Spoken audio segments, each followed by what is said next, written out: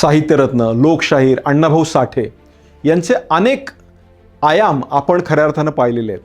पण मला अत्यंत अभिमानानं सांगायचं आहे, महाराष्ट्रात सध्या मराठी आणि हिंदीचा वाद चालू आहे.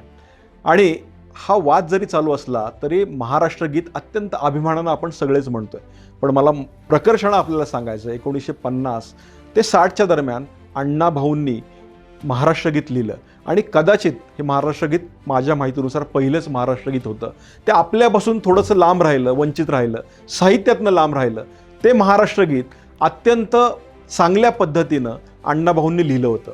आणि ते महाराष्ट्र गीत म्हणजेच महाराष्ट्रावरुनी टाक ओवाळुनी काया, कंबर बांधुनी उठ घाव झेलाया, महाराष्ट्रावरुनी टाक ओवाळुनी काया, महाराष्ट्र मंदिरा पुढती पाजळे यशाची ज्योती, सुवर्णधरा खालती नील अंबर भरले वरती, गड पुढे पोवाडे गाती भूषवी तिला महारती, तो अरबी सागर लागे जयाच्या पाया, महाराष्ट्रावरुनी टाक ओवाळुनी काया.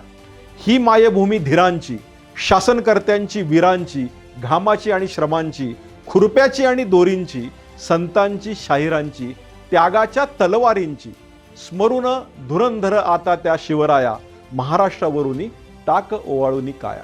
पहा पर्व पातले आजचे संयुक्त महाराष्ट्राचे, साकार स्वप्न करण्याचे करी कंकण बांधुनी साचे, पर्वत ओलथून यत्नांचे सांधू या खंडकी त्याचे, या सत्यास्तव मैदानी शिंग फुंकाया, महाराष्ट्रावरुनी टाक ओवाळुनी काया.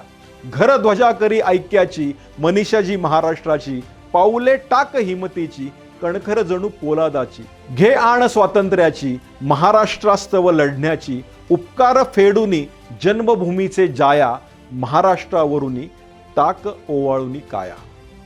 तुम्ही लक्षात घ्या मित्रांनो, साहित्यरत्न लोकशाहीर अण्णाभाऊ साठेंचे शब्द हे मनात रुतणारे होते. आचार्य आत्र्यांनी ज्या पद्धतीनं आपल्याला सांगितलं की अण्णाभाऊंचं साहित्य हे आपल्यातलं, माणसातलं, जिवंत माणसातलं आणि आपल्याला कायमस्वरूपी प्रेरणादायी ठरणारं होतं.